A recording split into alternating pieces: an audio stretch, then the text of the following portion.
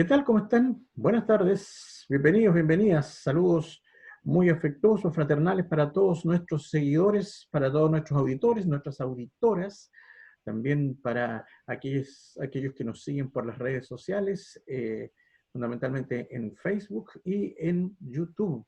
Estamos iniciando de esta manera nuestro programa Primera Línea, correspondiente hoy día al día lunes 1 de junio de 2020, aquí en la 104.7 FM, Radio Nuevo Mundo Patagonia, y también en el www.nuevomundopatagonia.cl para todo el mundo y sus alrededores. Estamos hoy día con tablero vuelto, con canasta llena. Está muy contento porque después de mucho tiempo estamos los cuatro haciéndole honor a las presentaciones, a las promociones, donde hoy día en primera línea está don Sebastián Aranda. Muchas gracias por reemplazarme magistralmente el viernes pasado. Seba, hola, ¿cómo Se hizo lo que estás? se pudo. Se hizo lo que se pudo, muchas gracias. Aquí estamos, reintegrándonos. Muy bueno, muy bien. Segunda jornada de reintegración, se demora en reintegrarse. Don Fernando Bamón de Avendaño, ¿cómo está don Fernando? Hola, ¿qué tal? Buenas tardes. ¿Ya?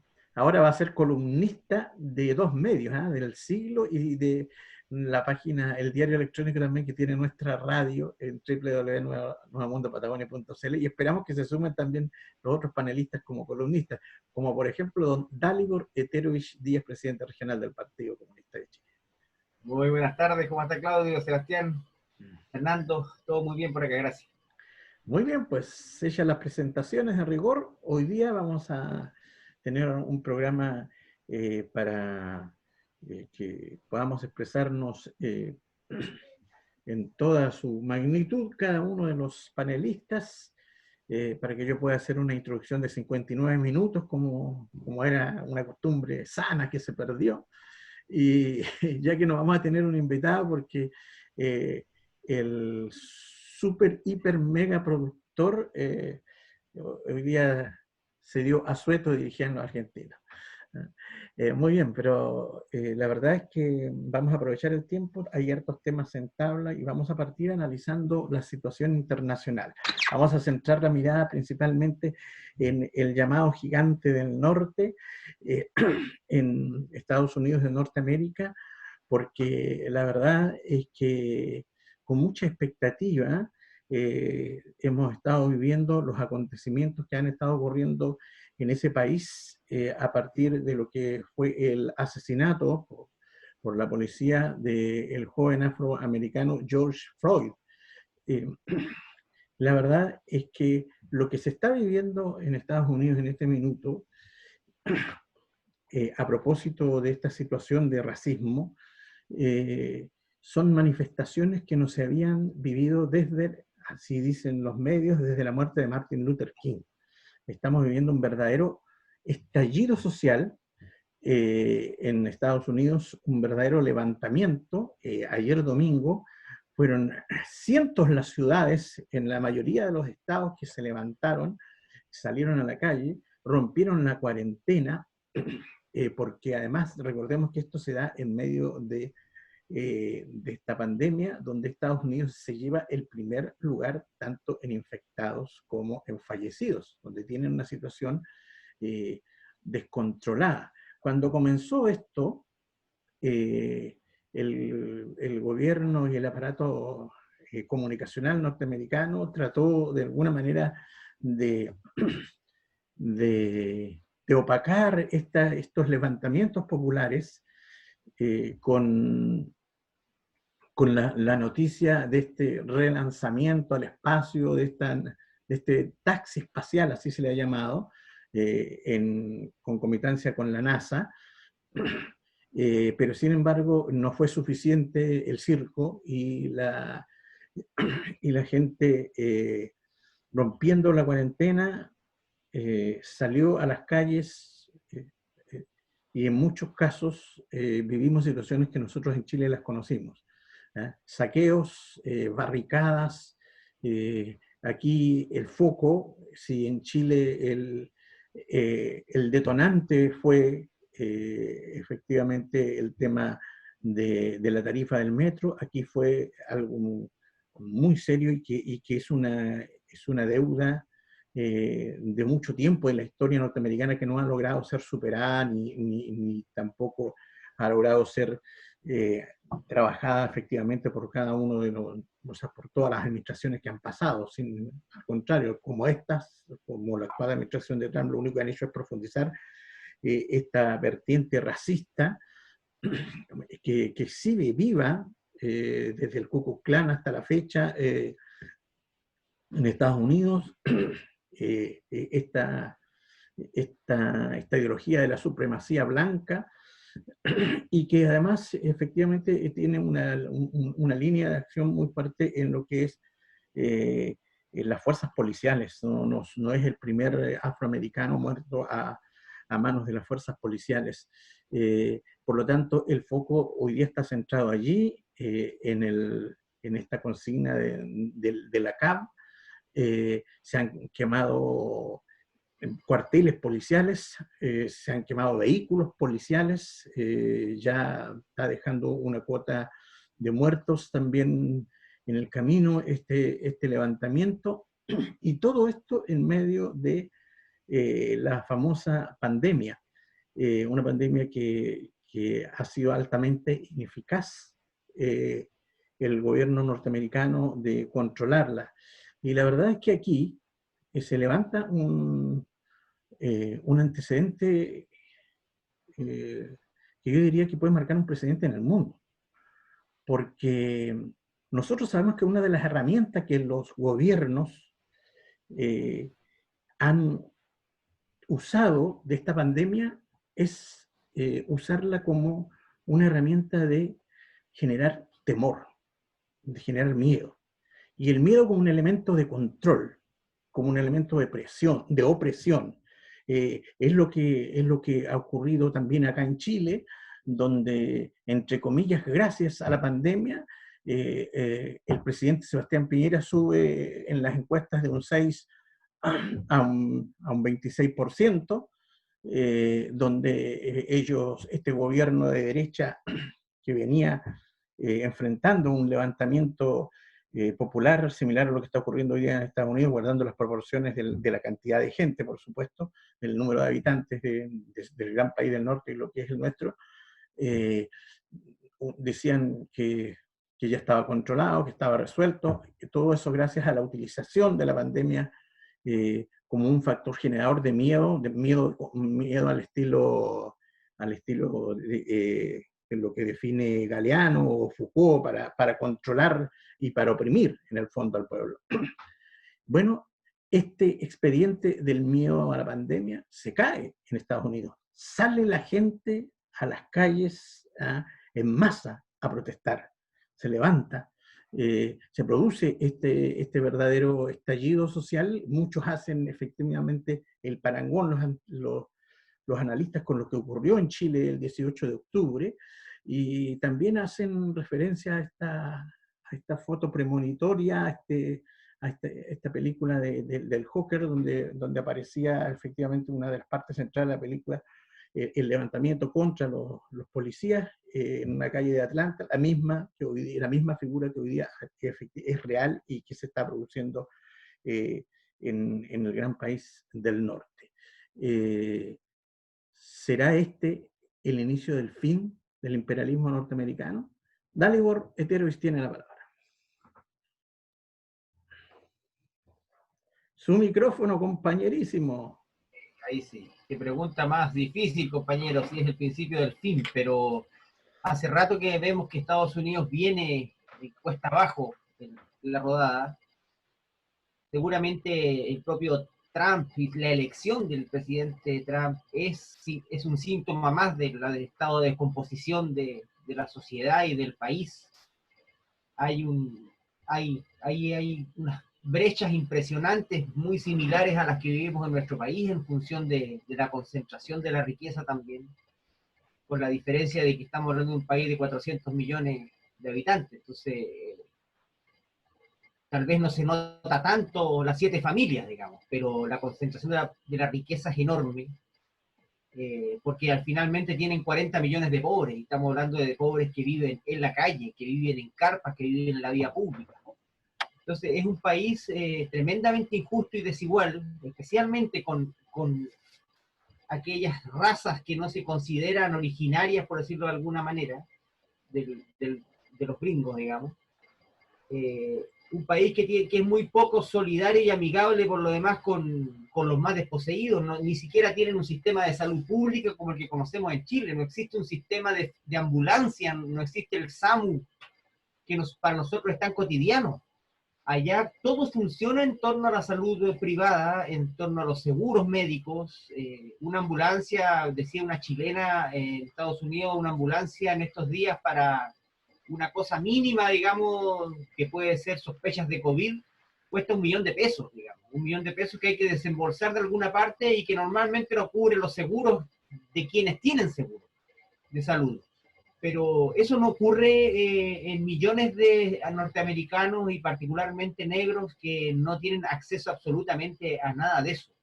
Viven totalmente al margen de la sociedad y viven de lo que el resto de la sociedad deja, desecha, vota. Esa olla a presión en algún momento claramente tenía que estallar. El COVID seguramente fue un ingrediente más, otra gota que rebalsó ese vaso.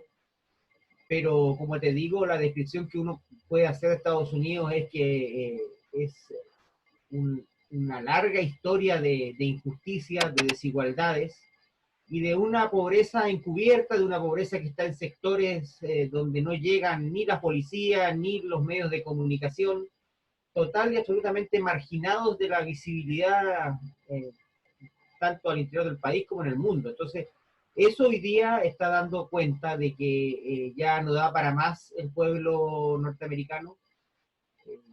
Hay que decir también que un síntoma similar al nuestro es que es un país con muy baja participación electoral. Entonces, todo eso conspira también en que hoy día los millones de norteamericanos que salen a las calles, latinos y negros, en su mayoría no votan y mucho menos votaron por Trump, vale decir, son oposición que estaba ahí latente. Así que seguramente hoy es un momento como pocos en la historia de Estados Unidos que, no me atrevo a asegurarlo, pero sin duda augura días muy difíciles, no sé si el fin de este imperio, pero sí un momento muy complejo para el actual presidente y la posibilidad cierta de que aparezcan otros liderazgos y que le den un carácter mucho más humano a este gran país, ¿no? Una de las similitudes efectivamente de esta explosión popular en Estados Unidos con Chile es que efectivamente la gente sale a la calle no siguiendo una figura, a un líder como fue Martin Luther King en su momento específico, sino que la gente sale ya hastiada de años y años de esta opresión, de este sistema que es absolutamente excluyente, y principalmente con los más pobres, dentro de ellos los latinos, los negros, con aquellos que tienen el poder, pero también no hay detrás esta organización de partidos políticos que hayan levantado la bandera, ni organizaciones específicas, sino que es un levantamiento que estaba allí contenido y que, al igual que en Chile, no tiene al menos líderes visibles. Sebastián, aquí algunas situaciones que particularizan este conflicto norteamericano. Uno, la tensión y la crítica hacia la policía norteamericana. Nosotros recordemos que el sistema de la policía norteamericana es muy diferente al de la policía chilena, son policías de algunas maneras municipales, el poder lo tiene en el fondo el alcalde, y hoy día se han visto absolutamente sobrepasadas, y un antecedente que demuestra la gravedad de los hechos es que se ha tenido que invocar a la Guardia Nacional para tratar de controlar, porque ya controlar los levantamientos populares. Y por otro lado, es la actitud de Trump.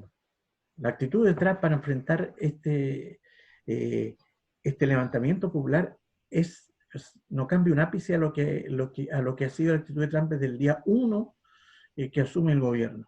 Es decir, todos los problemas que tiene el país son culpa de otros. El problema el problema económico es culpa de China, el problema del COVID es culpa de China, los otros problemas políticos son culpa de los demócratas, y aquí el problema es efectivamente un tema de administración, de la policía, pero él no asume como líder político ninguna responsabilidad más que echarle la culpa a los otros. Sebastián Arana. Sí, bueno, y sobre esa misma política de buscar la responsabilidad siempre sobre un otro, fue también lo que ayudó a azuzar a todos estos sectores de ultraderecha que han aparecido con total impunidad de un tiempo a esta parte en diferentes condados y en diferentes espacios de Estados Unidos. Y también la crítica hacia el inmigrante fue un elemento bien determinante en el periodo de elecciones de cuando Trump sale presidente, y es un poco lo mismo. O sea, evidentemente con el fruto de incubar también en las capas más desposeídas de la población estadounidense esa tensión constante contra un otro. Me acuerdo en los 90 cuando se hablaban que los episodios de racismo que ocurrían en las escuelas públicas y que ocurrían en los sectores más populares de blanco hacia negro eran principalmente detonados por esta supuesta ventaja que tenían los ciudadanos negros respecto de quizá algunos ciudadanos blancos de sectores más pobres respecto a alcanzar quizás ciertos puestos. Entonces hay una tensión también constante de parte de un sector de la población que, como bien acá se ha caracterizado, ha estado desposeído o marginado gran parte de la historia estadounidense, en donde evidentemente ahí la población es mayoritariamente de origen afrodescendiente, pero hoy en día también repercuten esos mismos cuestionamientos, esos mismos vicios de parte de la sociedad respecto de estos grupos minoritarios hacia los latinos y en general todos los migrantes no descendientes de rasgos anglosajones, podríamos llegar a caracterizar, lo que es un poco el paradigma de hacer Estados Unidos nuevamente grande. Lo importante a analizar, creo yo, ahora es ver cómo esta estrategia que, como bien ha mencionado Claudio, y como lo mencionaba Dalibor, es una estrategia que ha estado presente desde, bueno, desde que Trump llegase a la presidencia, se ha agudizado en las últimas semanas, sobre todo con el rol que ha tenido China en el manejo de la pandemia, con el rol que ha tenido la OMS, los organismos internacionales. Recordemos que ya el viernes pasado Trump anunció que iba a salirse de la OMS, un poco el chiche, no solamente que está instalado en Estados Unidos, sino que pareciese que está instalado en la ultraderecha a lo largo del mundo, de salirse de los organismos de cooperación internacional, de criticar su idoneidad y su naturaleza, y exculparse de alguna manera de todo tipo de problemática. El virus en Estados Unidos, recordemos que sigue estando descontrolado, es el país, como ya se mencionaba, con mayor tasa de contagio. Después viene Brasil, que está en una situación bien particular y uno podría decir con similitudes respecto de lo que está pasando en Estados Unidos, obviamente con particularidades propias de cada uno de estos dos países, y yo creo que en un escenario bastante abierto. O sea, la situación del COVID a nivel mundial y sobre todo en este tipo de países todavía es un actor no determinístico, o sea, que no es tan manejable, pero que podría llegar a generar condiciones de inestabilidad política aún mayores si, por ejemplo, los números se alcanzan, los números de fallecidos alcanzan esas cotas máximas, que son números bien dramáticos y que evidentemente van a tener un impacto político tanto inmediato como en la elección de noviembre. Hay que ver cómo estas movilizaciones se canalizan, porque efectivamente parten por un hecho puntual que es el reconocimiento a una violencia estructural que tienen las policías desde el origen de su existencia hacia la población negra, pero como bien decía Dalibor, también esconde una serie de desigualdad y de contradicciones que se han venido acumulando en los últimos 10, 15 años, sobre todo posterior a la crisis de subprime, una cantidad de puestos de trabajo que no se han logrado recuperar y que mantienen a muchas familias con la protección del Estado y en definitiva en la línea justa de la pobreza, y con lo del COVID ya en definitiva se trasluce un poco esta situación de emergencia en la cual han estado viviendo toda esta familia, en donde efectivamente la población negra, insisto, es mayoritaria. Hay que ver cómo se canaliza, si esto se canaliza finalmente en una propuesta política, en una demanda política, y si eso también tiene un correlato directo en la disputa que existe y ha existido desde bastante tiempo en el Parlamento entre demócratas y Trump principalmente. Bien, Fernando Bamonde, ¿cuál es la repercusión que estos hechos que están ocurriendo en Estados Unidos hoy día pueden tener para el resto del concierto internacional, para la economía y para el modelo político, social y económico que sustenta el imperio norteamericano, para el capitalismo propiamente tal?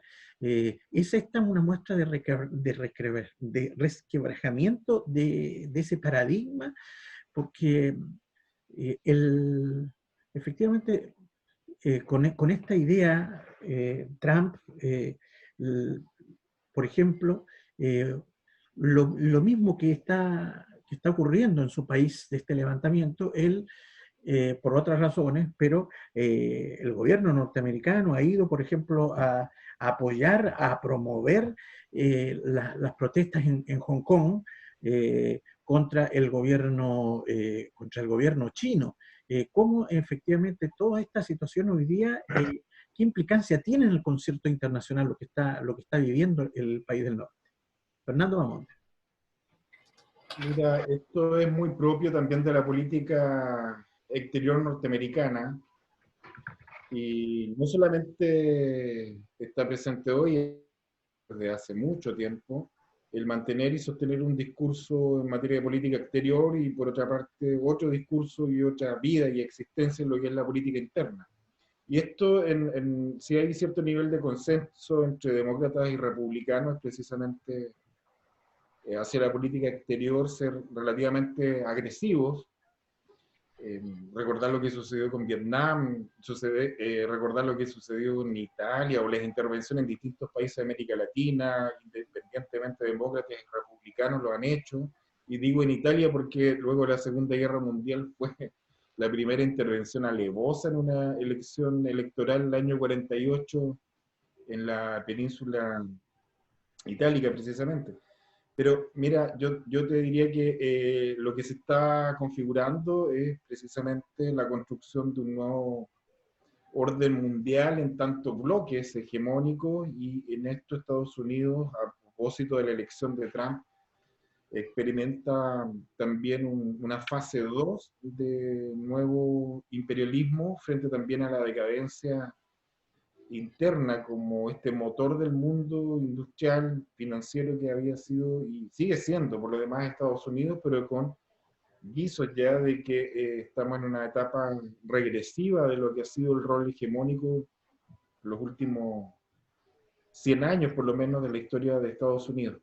Mira, pero el hecho de la muerte de este ciudadano afroamericano, George Floyd, que ocurre en un estado que es del norte, Minnesota es un estado del norte, y quiero hacer la salvedad de esto porque históricamente hay una división crucial en materia interna en Estados Unidos entre lo que son los estados del norte y los estados del sur, frente a las políticas ya institucionalizadas de racismo. Y que tiene que ver con una historia que es una historia violenta, la construcción de Estados Unidos, tiene que ver con una historia basada en la segregación, tiene que ver en una historia también que se fundamenta en la exclusión. La construcción de Estados Unidos desde el siglo XVIII en adelante pasa primero por la consolidación de sus fronteras internas, En el primer momento esto significó arrebatarle territorio a México, los estados actuales de California, Nuevo México y Texas. En segunda instancia, una confrontación también interna que pasa por este enfrentamiento entre norte y sur, norte industrial, sur agrario, y que determina después de 1865 la configuración de dos mundos, independientemente del triunfo del norte industrial. Una tercera fase que es el corrimiento hacia el oeste, esto que vemos en las películas de vaqueros, que también involucra un genocidio mayor a través de los pueblos originarios norteamericanos, con esta figura del ejército del Chen, y una cuarta fase donde se presenta Estados Unidos saliendo fuera de sus fronteras en un carácter imperialista en lo que es la guerra contra España del año 98 por Cuba. Y eso ha sido esta violencia desatada y que nos deja hasta el día de hoy en Estados Unidos una línea imaginaria que divide norte y sur. La línea Mason-Nixon, que norte, entre comillas, un poco más democrático en términos de una legislación que hace aceptar al pueblo afroamericano, que a propósito es cerca del 15% de la población, y un sur que hasta el día de hoy mantiene una legislación que es excluyente y que hoy día se manifiesta no solamente la población afroamericana, sino los hispanos, como denominan ellos, o latinoamericanos que han llegado al país del norte.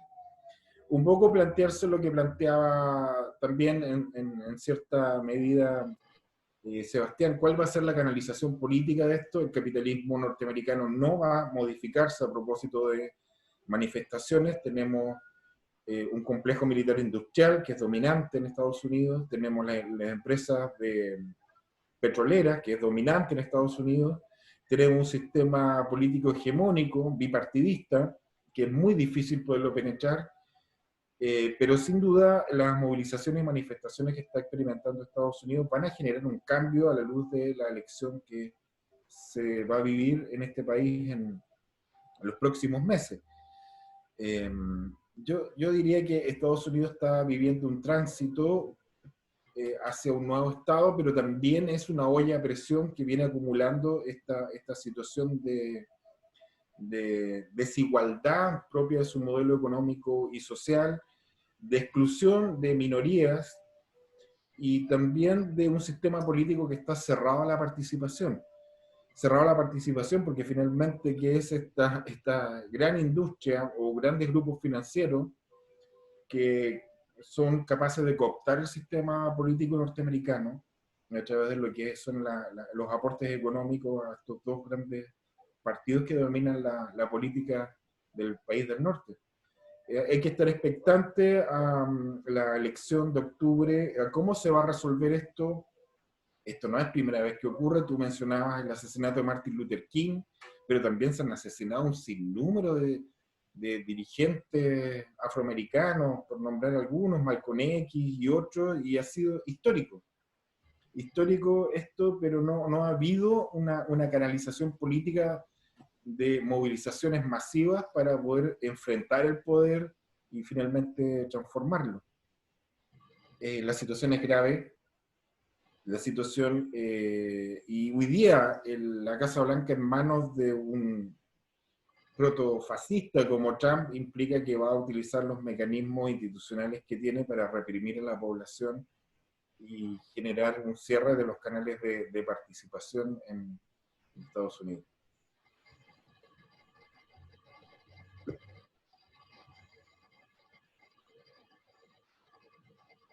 Ahora sí.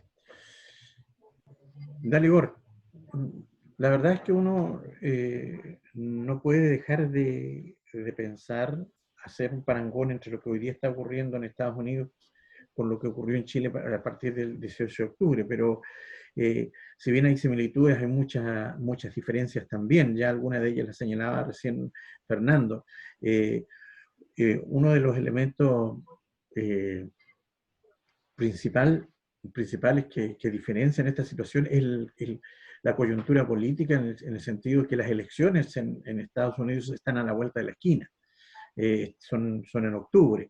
En cambio, el estallido social acá en Chile se dio antes de llegar al ombligo del gobierno de Piñera. Sin embargo, nosotros sabemos que esta suerte de derecho consuetudinario que marca la costumbre, que es muy fuerte en Estados Unidos, indica que los gobiernos en la práctica no son de 4, sino son de 8 años, porque las reelecciones son prácticamente inminentes, por lo que hablaba, y esa otra de las grandes diferencias, ¿cierto? Por lo que hablaba Fernando, este famoso sistema electoral norteamericano, que más allá de constituirse y consolidarse sobre un sistema binominal, que nosotros conocimos bien lo que eso significa en Chile, implica una elección que no es una elección directa, sino que es una elección indirecta, donde en definitiva prácticamente ocurren cosas como que puede sacar mayoría de votos, como ocurrió con Hillary Clinton, y no acceder al poder. Y además con un tema de control electoral por parte de estos dos partidos absolutamente previsible mucho antes de desarrollar la elección. Uno de los elementos fundamentales aquí para entender la política norteamericana y entender cómo funciona este Estado imperialista es su constitución. Un solo elemento. La constitución norteamericana consagra dos elementos que son uno que la definen como un Estado imperialista, ¿no? Primero, la extraterritorialidad judicial. Es decir, la justicia norteamericana tiene atribuciones más allá de sus fronteras. Y nosotros lo vemos, incluso uno lo puede ver en las películas, cómo cruza la DEA, el FBI, etcétera, como si nada, como si fuese a México, ¿no? Cuando se tocan los intereses norteamericanos, y más allá de eso, incluso existe esta idea del derecho universal, ¿ah? Entonces, que en el fondo lo que hace es justificar en la Constitución estas agresiones bélicas a cualquier lugar del mundo. Y digo esto porque hoy día el inicio de esta crisis puede poner en cuestionamiento estos elementos de sustento de este imperio contemporáneo, como lo conocemos, y producir cambios profundos, como aquí en Chile ocurrió, que después de efectivamente 30 años, gracias a este levantamiento social, se puso en cuestión una constitución heredada de la dictadura, que sustentó el binominalismo en Chile durante todos estos 30 años, y que hoy día está ahí, está todavía un poco en suspenso qué va a ocurrir con ello. Pero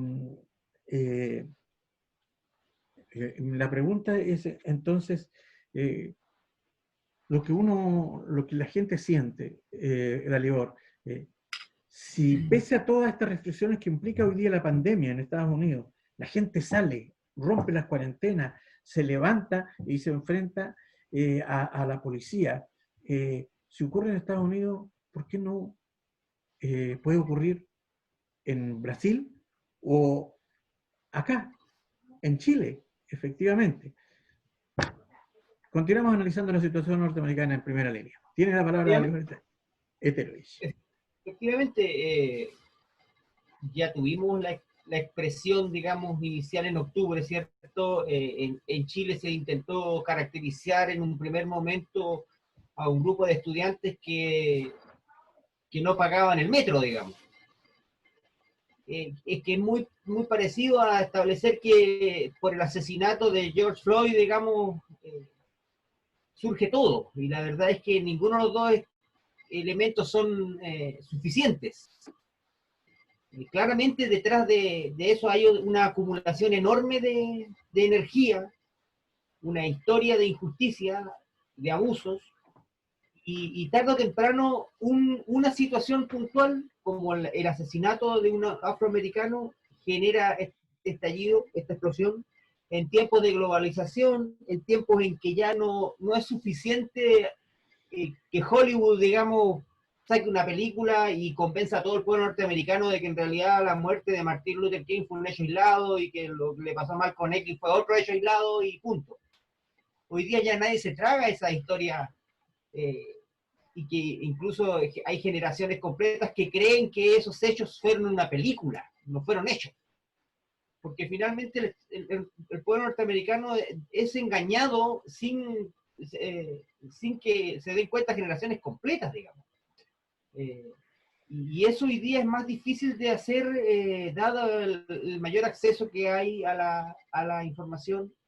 Hoy día es de público conocimiento que Estados Unidos es el mayor consumidor de droga del planeta, que tiene bases militares en el mayor productor de droga del planeta, que es Colombia, y que lo único que ha resultado de todo eso es un gran negocio para ambos países, digamos. Y eso el pueblo norteamericano y el pueblo colombiano lo sabe. Entonces, hoy día las cosas han cambiado en muchos aspectos, y ya no basta con intentar instalar la versión oficial y después pasar máquina. Por eso es que estos movimientos sociales son tan potentes y generan e impulsan cambios profundos, porque lo que piden es muy profundo. Es de esperar, y la esperanza está hoy día en que el movimiento y el levantamiento en Estados Unidos tenga una conducción, un camino, un canal que permita salidas políticas, cambios más profundos. Y la aparición eventual de líderes hoy día, como digo, nuevos, que encarnen esta demanda. Porque de lo contrario, lo único que puede esperar uno es que el señor Trump utilice la fuerza bruta, digamos, genere verdaderas carnicerías, cosa que no sería raro, y logre simplemente avasallar al movimiento popular que hoy día se levanta en Estados Unidos, y después de eso instalar, digamos, una versión oficial. Entonces, creo que es muy, muy significativo lo que está ocurriendo. Como tú bien dices, perfectamente puede ocurrir en Brasil y en otros países de Latinoamérica. Chile, yo diría que se adelantó a eso de alguna manera, y hoy día está incubando nuevamente una segunda etapa de movimiento social, con todo lo que ha significado el problema social y económico de la pandemia y las medidas insuficientes y malas del gobierno.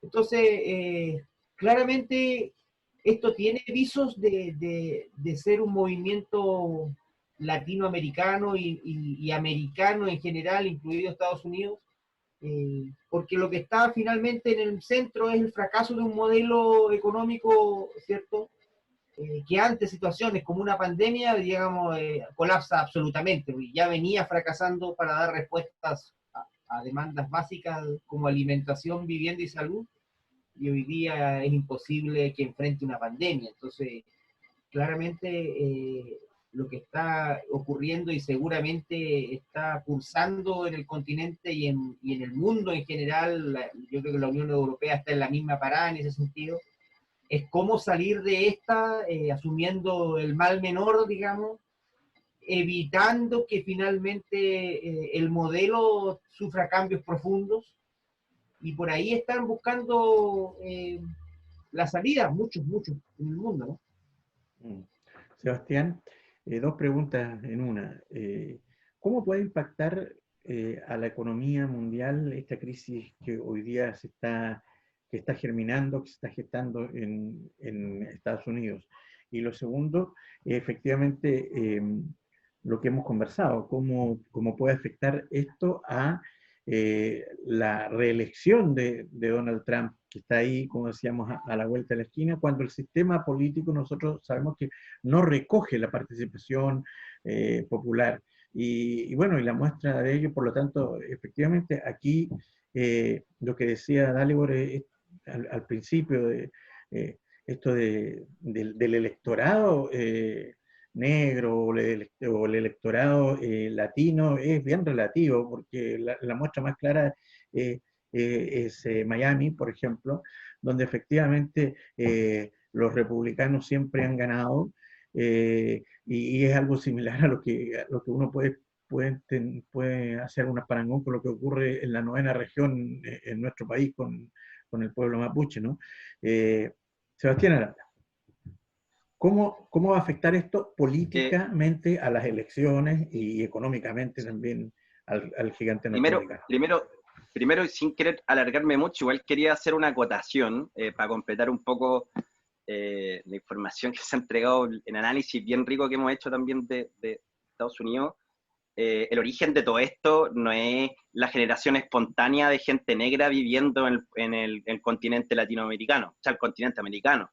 Es el desarrollo del capitalismo en su fase inicial, el que necesitó para acumular excedentes en la generación, en la venta, ¿no es cierto?, del algodón a Europa, a las hilanderías de la isla británica, que generaron el capitalismo naciente, y esta acumulación en especie podría ser discutible originario o no, pero es la que permitió después la inversión en diferentes áreas de producción del imperio, o sea, en ese momento, el territorio británico, después la expansión de Gran Bretaña como un imperio ya absoluto entrado al siglo XIX, y el origen también de la acumulación, como bien decía Fernando, de los grandes capitales del sur de Estados Unidos.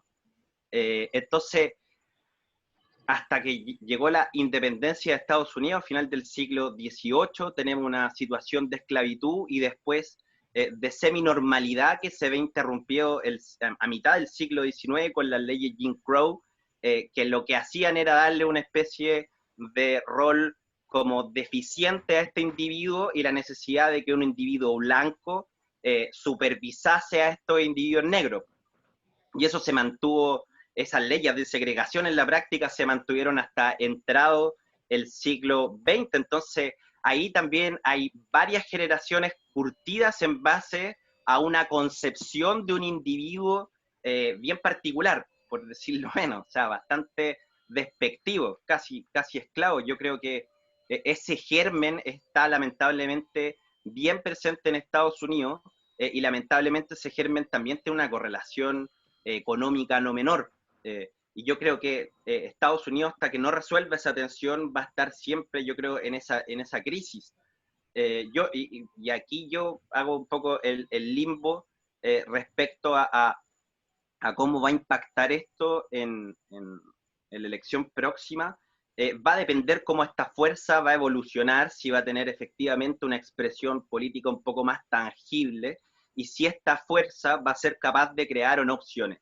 Yo creo que para que esta fuerza sea capaz de crear una opción, y me refiero a opciones políticas, va a depender de que si efectivamente hay alguna maduración, y si esa maduración va a tener algún vocero, alguna especie de persona que canalice quizás las inquietudes de la mayoría. Puede ser esta chica que hizo un discurso bien encendido que se viralizó de repente en época de COVID y de distancia. Yo creo que va a ser bien determinante la puesta en escena y el sostener ese discurso. Y bueno, también puede ser la opción de que aparezca otra opción, que se llama Obama, por ser negro.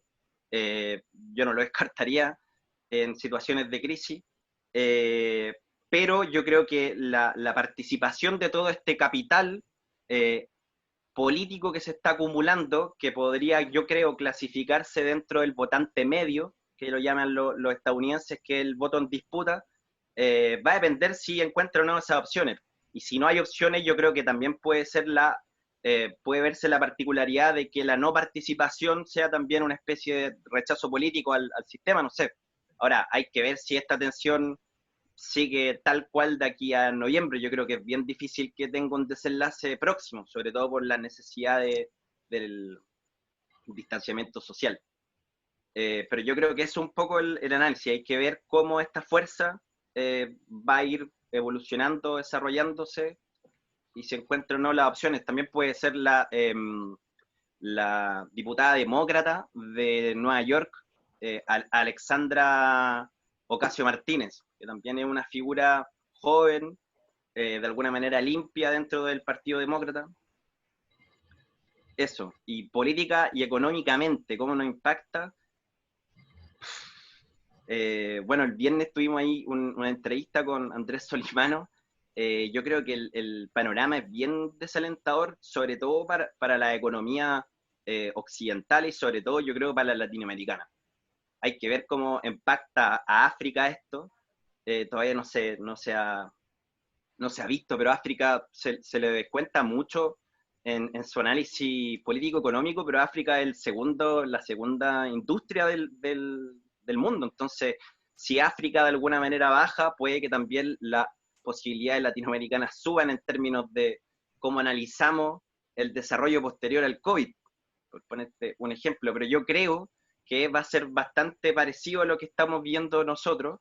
Eventualmente podríamos tener quizá una paralización como la que tenemos actualmente de unos 2-3 meses, lo cual en términos concretos destruiría bastante más empleos de los que ya están destruidos, porque la posibilidad de poca certeza de que efectivamente esos recursos van a estar ahí congelados o van a después volver a tener algún retorno es muy baja, y lamentablemente nosotros sabemos que gran parte de las inversiones que hoy en día se traducen en trabajos en Chile son servicios de comercio, importación, venta. Entonces lamentablemente ahí veríamos bastante reducidos los puestos de trabajo formales en lo inmediato. Yo creo que hay un punto que tiene que desarrollarse lo antes posible, que es el ingreso que hoy en día tienen las familias. El gobierno está, yo creo, y eso ha sido un poco el punto que está camuflado dentro del llamado a unidad nacional. El gobierno está, yo creo, obligado a aumentar el ingreso de las familias, porque es evidente que no se puede seguir sosteniendo la alimentación de la familia a través de ollas comunes.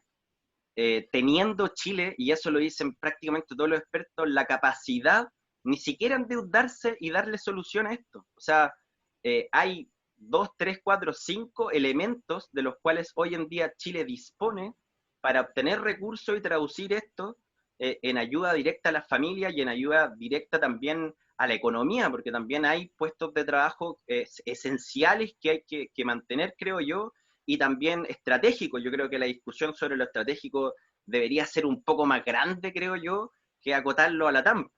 Tenemos miles de hectáreas de viñas, tenemos miles de hectáreas de cultivos, hay sectores industriales que hacen manufactura nacional, hay también otros por desarrollar, qué sé yo. Eso es una discusión bastante larga y que sería interesante que estuviesen trabajadores, gobiernos y empresas, pero lamentablemente hoy en día la discusión está trabada en un guarismo que yo no sé qué objetivo político tuvo, porque todo el mundo veía que esto iba a ser una bomba de tiempo que explotó antes de lo que uno esperaba, y que hoy en día nos tienen un problema político. O sea, yo creo que, salvo porque la gente es bastante responsable, no tenemos la Alameda llena de personas exigiendo otra cosa. Entonces, lo económico en Chile es bastante incierto hasta que, creo yo, se resuelva este nudo político, social, que, insisto, tiene atrapado todas las aristas que hoy en día son necesarias de abarcar. La de salud, por un lado, la estrategia de salud, y la económica, por otra. No sé si eso responde. Sí, no, a mí me gustaría, para que no aparezca como que el asunto se diluyó, cerrar un poco el análisis que estábamos haciendo acerca de la situación que está viviendo en Estados Unidos, y de ahí, si es que nos queda algún tiempito, porque ha ido avanzando rapidísimo el programa, echar una mirada acá. Pero la pregunta era para Estados Unidos, sí, económicamente. Sí, pero no importa, pero vamos a hablar no te preocupes, cachaste tarde. Pero es que yo encontraba que es tan inmediato esto que... No, lógico, sí, el tema es que no vamos a agotar ningún tema acá, o sea, hay muchas cosas que conversar, y sí, lo tendremos que seguir viendo en los próximos programas. Pero para cerrar el tema de conversación de hoy día, Fernando, cuando la gente en las calles en Washington se empezó a acercar a la Casa Blanca el fin de semana, la amenaza de Trump fue que si llegaban a los jardines de la Casa Blanca, él iba a soltar los perros feroces que tienen, no sabemos si era una metáfora acerca de los agentes que custodian la Casa Blanca, o efectivamente los perros guardianes de la Casa Blanca, y que además de eso iba a responder en definitiva en la práctica con un arsenal de guerra. Ahora, lo que nosotros sabemos, que la mayoría, que hay dos industrias que impactan grandemente la economía norteamericana, que son industrias negras. Una, efectivamente, es el tema de la droga, pero el otro es la industria militar. Y nosotros sabemos que uno de los expedientes que a problemas internos y externos el imperio norteamericano siempre responde es, cuando tiene dificultades, es el expediente militar. Entonces, el expediente de guerra. ¿Cuán complejo puede ser esta situación hoy día de levantamiento cuando bueno, ya ha salido la Guardia Nacional a las calles? Esto no es ficción, es real, en Estados Unidos, y nosotros sabemos por experiencia que uno de los métodos favoritos para resolver sus conflictos internos y externos norteamericanos es la utilización de la fuerza militar. Fernando. Mira, yo te pondría sobre la mesa también otros elementos. Primero, señalar que la elección de un afroamericano a la primera magistratura de Estados Unidos no terminó con el racismo, que es un elemento, una médula central de la existencia norteamericana para las capas el anglosajón, protestante y blanco. O sea, ese está presente. Y segundo, y vinculándolo un poquito con Chile, así como la elección de una presidenta de la República, como Michelle Bachelet en Chile, no terminó con el machismo. O sea, son cuestiones claras, son elementos simbólicos, sin embargo, no se condicen con situaciones estructuralmente culturales muy profundas, enraizadas dentro de esas respectivas sociedades. El segundo elemento que pongo sobre la mesa, y que no es menor, que proporcionalmente la población norteamericana debe ser la población del planeta que maneja más armas. Uno puede ir a comprar armas como ir a comprar un paquete de fideos al almacén. Y eso a la postre debe tener también un cuidado, porque no es solamente estas bandas de narcotraficantes que andan con armamento de grueso calibre, si estamos hablando de población civil, y es prácticamente una forma de existencia y un núcleo importante norteamericano vinculado a la Asociación Nacional del Rifle lo da como un derecho fundamental consagrado en la propia Constitución norteamericana. Es decir, puede ser que un señor que vive en el sur de Estados Unidos tenga al lado de su cama un arma automática, y eso es muy común. Y eso puede tener repercusiones que son insospechadas. La verdad, en este momento de crisis social, económica, sanitaria que está viviendo Estados Unidos, y eso diferencia la sociedad norteamericana de cualquier otro tipo de sociedad. Cuando tú señalas qué puede ocurrir, bueno, puede ocurrir cualquier cosa en Estados Unidos, el vínculo también de los medios de comunicación y la fuerza que tienen los medios de comunicación en Estados Unidos puede generar también hoy día una polarización aún más profunda. No existe muy poca prensa independiente en Estados Unidos que no esté vinculado a los grandes conglomerados, y esa es otra barrera a sortear. O sea, independientemente de lo que tú preguntabas en un par de oportunidades de la emergencia de ciertos liderazgos, yo creo que hay liderazgos que son invisibilizados más allá de algún representante o senador. Creo que hay orgánicas en la sociedad, en el seno de la sociedad norteamericana, del mundo latinoamericano, del mundo afroamericano, y que no son visibles, pero están en los barrios, están en los condados, están en los estados, y hay organizaciones que desde hace mucho están presentes dentro de la sociedad norteamericana. Pero insistir en esta materia, acá el desafío es, si en Chile es difícil poder cambiar la estructura política social, en Estados Unidos no digo que es imposible, nada es imposible porque las sociedades son un fenómeno histórico, es decir, están ahí porque son hechos transitorios, pueden ser superables tanto el sistema político como el sistema económico de un determinado momento de una sociedad. Pero el poder económico, social, comunicacional que tienen las élites en Estados Unidos es inconmensurable. El poder militar que tiene Estados Unidos aún es inconmensurable. Si pudiéramos hacer posiblemente un ejemplo extremo en materia de armamento, si todas las naciones de la Tierra le declararan la guerra a Estados Unidos gana. O sea, así es el poder que posee Estados Unidos y por lo tanto los niveles de control social que han establecido históricamente. Aunque en Vietnam perdió. Es otro cuento un poquito más largo, ¿eh? Pero obviamente perdió. Es una guerra perdida porque mira, recordando porque la guerra que dio Estados Unidos fue una guerra tradicional y que era un Estado, un ejército organizado, pero lo que vivió Vietnam fue una guerra popular, es decir, un pueblo en armas. Y posiblemente eso podría extrapolarse hoy día a la explicación de lo que podría suceder dentro de la sociedad norteamericana. Es decir, este pueblo en armas es un pueblo movilizado hoy en día que puede destruir o derrotar a un Estado que es opresor. No solamente eso para Estados Unidos. Cuando un pueblo está organizado, entre comillas, armado, es invencible. Estamos hablando de que una guerra es popular cuando participan desde ancianos, hombres, mujeres, niños movilizados. Y frente a eso, históricamente, todos los imperios han sucumbido.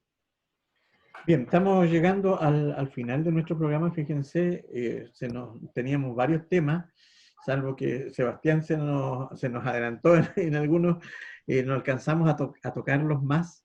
Pero, Dalibor, yo quisiera para cerrar, a ver si alcanzamos a hacer una vuelta muy, muy breve, que tiene de alguna manera, son elementos que tienen alguna relación con lo que está pasando en Estados Unidos.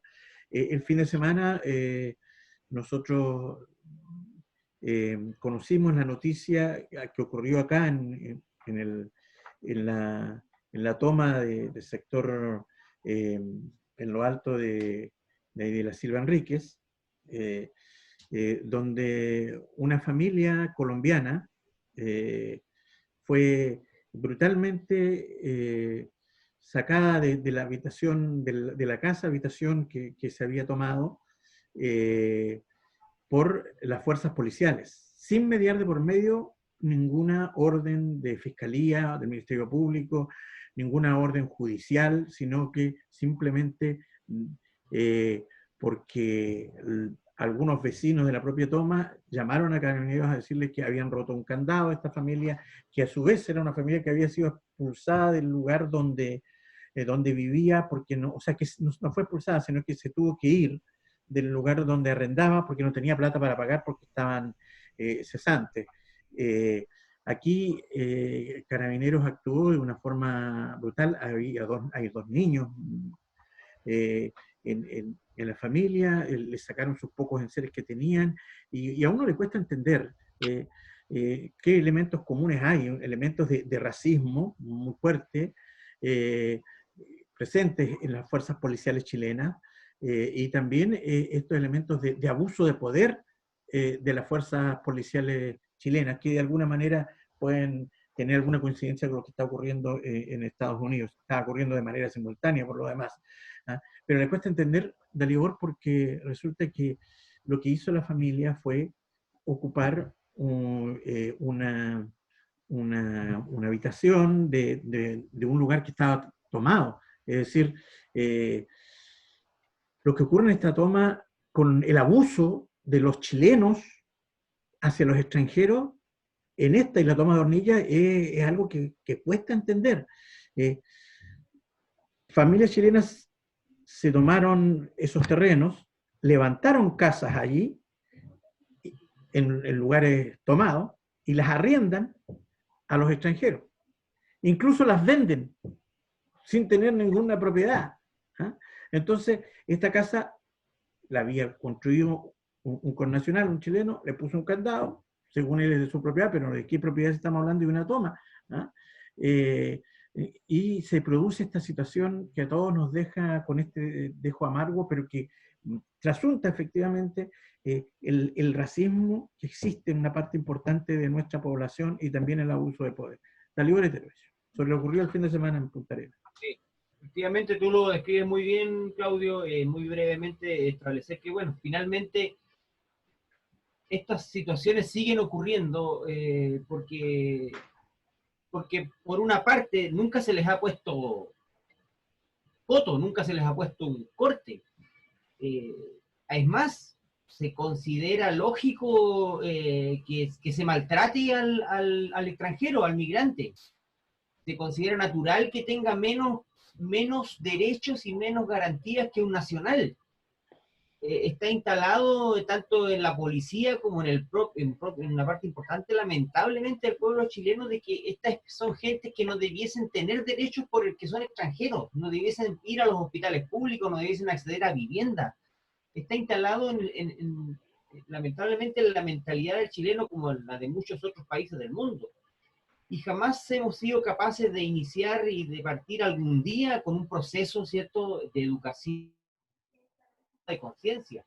Y el ejemplo de ayer es muy fuerte porque finalmente Carabineros de Chile desaloja, tira al barro las pertenencias, amenaza a los extranjeros y la autoridad local superior brilla por su ausencia. Porque finalmente lo que tenemos aquí es una familia que no tiene dónde vivir. Y perfectamente Carabineros entonces puede ir, echarla a la calle y dejarla 24, 48 horas o hasta que alguien se apiade a la intemperie. Y las autoridades locales no están. Es más, con su ausencia avalan el actuar de Carabineros. Entonces, eso queda instalado en el subconsciente colectivo y finalmente pasa como que, bueno, es el trato que se les debe dar.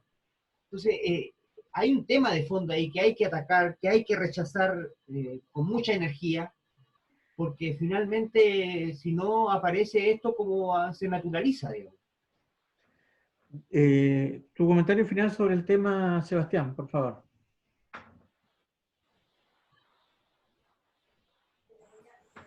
Sebastián, ¿estás ahí o no? No, es que no estoy... Sí, ya. sí. Ok. No, coincidir con lo que dice Dalibor, en definitiva, yo creo, más que nada. Es lamentable que en un espacio de resistencia, de lucha, existe también un vicio tan básico, ¿no? Eso también yo creo que revela la tarea. O sea, yo creo que también parte importante de generar los cambios parte también en profundizar virtudes también básicas como la solidaridad, la empatía, etc. ¿Fernando? Fernando Bamonde, para terminar. Parece que no oye. Fernando. Sí. ¿Fernando? No sé, que está en otro Fernando, parece. Reiniciar.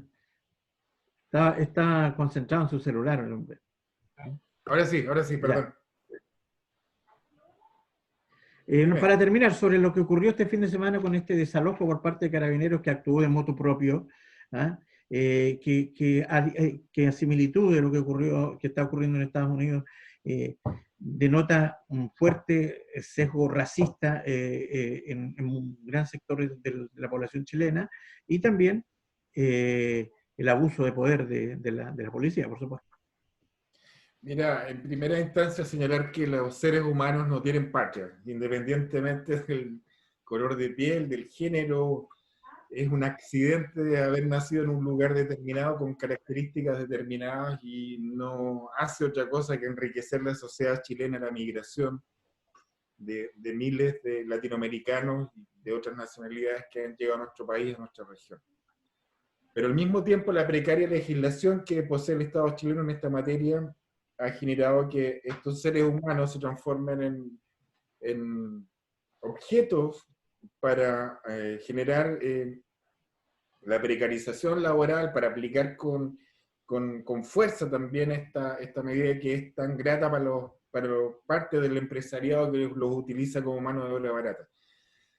Segundo, parte de la legislación que es también el reflejo que tiene la sociedad hace que estos seres humanos estén viviendo, estos migrantes estén viviendo en un campamento, y lo que hizo Carabineros de Chile no es otra cosa que ha hecho históricamente y que ha hecho también con rigor y con disciplina y con gusto a partir del 18 de octubre. Es decir, no nos puede extrañar el rol que ha cumplido Carabineros de Chile, que es una de las instituciones del Estado de Chile más desprestigiada. Estamos hablando de que en formación inicial del Carabinero de Chile se pasaron por alto dos temas centrales: el tema de derechos humanos, de manifiesto con su conducta arbitraria frente al pueblo de Chile, y segundo, se pasaron por alto los cursos de ética frente al tremendo robo que le perpetraron a la sociedad chilena. Esto no es nuevo y nos hace pensar también que las transformaciones culturales van más allá y tienen que tener una fuerza, por cierto, de manifiesto en leyes, pero estamos abogando, y lo que se requiere después de lo que está ocurriendo en materia global y también en Chile, transformaciones culturales con mucha fuerza, porque de lo contrario esto es todos contra todos y es tierra de nadie y se impone el más fuerte. Muy bien, se nos pasó volando el tiempo, no necesitamos a ningún invitado hoy día para tener esta reflexión necesaria, este análisis profundo de lo que hoy día está ocurriendo en el mundo y también en nuestra región en primera línea. Queremos agradecer la participación de nuestros panelistas estables hoy día, en pleno, Dalibor Eterovich, Sebastián Aranda y Fernando Bamonde, y nosotros invitarlos para el próximo día miércoles, siempre por la señal www.nuevomundopatagonia.cl, 104.7 en el dial FM y a través de nuestras redes sociales en Facebook y YouTube. Chao y buenas tardes, nos vemos el miércoles.